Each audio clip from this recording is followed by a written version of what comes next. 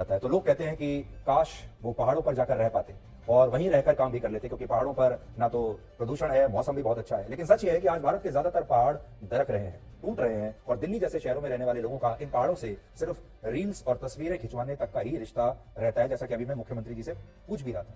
लेकिन ये पहाड़ असल में कितने बड़े संकट से गुजर रहे हैं, आज हमने आपके लिए एक रिपोर्ट बनाई है जो आप सबको जरूर देखनी चाहिए। अगली बार जब आप पहाड़ों पर छुट्टियां मनाने के लिए जाएंगे, फोटो खिंचवाने के लिए जाएंगे, रील्स बनाने के लिए जाएंगे, दोस्तों के साथ पार्टी करने के लिए जाएंगे, उससे पहले इस रिपोर्ट के बारे में जरूर याद कर लीजिएगा।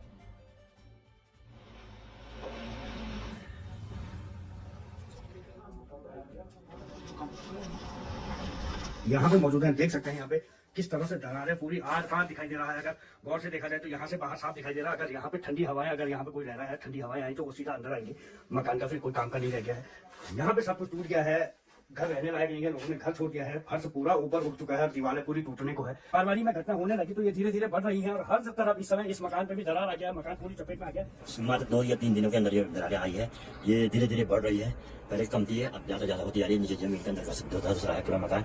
जितने भी 5 से 10-15 लोगों कम थे हमारे सारे धस चुके हैं, सारे फट चुके हैं। ये चारधाम परियोजना ऑलवेदर रोड का एक हिस्सा है जो कि जोशीमठ को बद्रीनाथ की यात्रा से काटने का हट जाएगा और 40 किलोमीटर का सफर कम हो जाएगा। इस समय अब इस पे भी पूरी तरह से रोक लगा दी गई है। यहाँ पे निर्माण कार्य चल रहा था, बड़ी तेजी से ये बाईपास बनाने का काम पूरा चल रहा था। इस समय इस पे रोक लग चुकी है क्योंकि जोशीमठ में लगातार भू धसाव हो रहा है। ये जोशीमठ मारवाड़ी से विष्णुप्रयाग को जाने वाले बद्रीनाथ राष्ट्रीय राजमार्ग 58 है और यहाँ पे अचानक से इतनी बड़ी दरार और सड़क पूरी तरह से फट चुकी है। हालांकि ये देख सकते हैं किस तरह से अभी इसको सही करने का काम किया जा रहा है क्योंकि यहाँ पे दरार आ चुकी है। और ये मुख्य मार्ग है, चाहे वो माना पास भारत चीन सीमा को जाने वाला हो, चाहे वो बद्रीनाथ यात्रा का जाने का रास्ता हो। कुछ क्षेत्रों में जो नीचे से पानी आ रहा है उसकी वजह से दरारें आई हैं और दरारें आने से अभी तक जो मकानों में दरारें हैं, सड़कों पर दरारें हैं, उसका आकलन किया जा रहा है और शीघ्रता से हम तेजी से इस पर कार्रवाई करेंगे और जो भी आवश्यक कदम होंगे तात्कालिक रूप से वो राज्य सरकार उठाएगी। जोशीमठ में भू धसाव का दायरा अब भगवान के मंदिर पर भी दिखाई देने लगा है। यहाँ पे भी अब जो ये जोशीमठ का पौराणिक आदि जगतगुरु शंकराचार्य द्वारा स्थापित है, 2500 वर्ष पुराना ये बताया जाता है।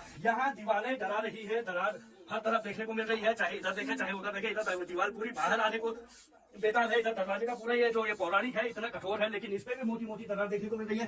कहीं जहाँ इस समय देखें इस मंदिर को पूरी तरह से दरारें दिखाई दे रही है। इसमें दरारें जो है लगभग पिछले 5-6 दिन पहले आई बीच से काफी, और अभी मंदिर के अंदर देखेंगे आप तो काफी दरारें आ गई, पूरे मंदिर संकट में आ गए। जो प्रभावित परिवार हैं या प्रभाव उसके आपदा के जो प्रभाव क्षेत्र में आने वाले मकान हैं उनमें रहने वाले लोगों को सबसे पहले सुरक्षित किया जाए।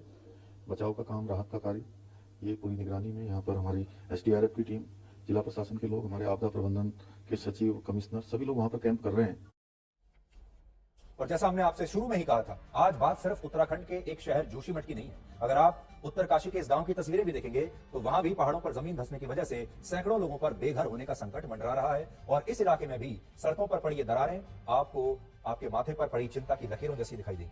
और ये लकीरें उत्तराखंड ही नहीं बल्कि हिमाचल के भी कई इलाकों में खींची हुई हैं और पूर्वोत्तर के राज्यों में जैसे सिक्किम, मेघालय, मिजोरम और असम के पहाड़ों के दरकने का संकट जो है वो समय के साथ साथ और भी गंभीर होता जा रहा है। तो इसलिए सिर्फ हिमाचल और उत्तराखंड की बात नहीं है, हमारे उत्तर पूर्व के जो दर्शक हैं जो ऐसे इलाकों में रहते हैं, ये उनके लिए भी एक चिंताजनक खबर है। आज जोशीमठ की तस्वीरें तो आप तक पहुंच गई, लेकिन आपको ये नहीं पता होगा कि इसी तरह से भारी बरसात और बाढ़ की वजह से सिक्किम और पूर्वोत्तर के दूसरे राज्यों में भूस्खलन की घटनाएं अब बहुत बढ़ गई हैं और वहां इसकी वजह से हर साल बहुत सारे लोगों को अपने घरों को छोड़कर दूसरी जगहों पर पलायन करना पड़ रहा है। लेकिन क्योंकि ये पूर्वोत्तर के राज्यों में अब तक हो रहा था, इसलिए इस बात पर कभी ज्यादा ध्यान नहीं गया। आप जानते ही हैं हमारे देश में परंपरा है कि पूर्वोत्तर दिल्ली से बहुत दूर है, पूर्वोत्तर बाकी के देश से कटा हुआ है। हालांकि अब इसमें सुधार हो रहा है, अब वो जो डिस्टेंस था दोनों के बीच में अब वो लगातार कम हो रहा है। इसलिए हम आज ये बात कर रहे हैं आपसे कि पूर्वोत्तर में जो रहने वाले लोग हैं उनकी भी जान सुरक्षित नहीं है।